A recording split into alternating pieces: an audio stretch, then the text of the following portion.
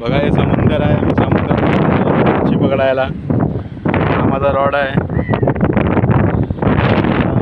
चारा आहे. आम्ही या स्पॉटवर आलो आहे पोहे पकडायला. पोहेच भेटते.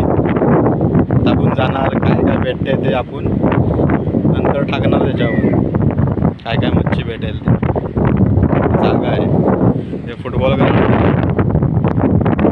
ग्राउंड याच्या मागे आहे.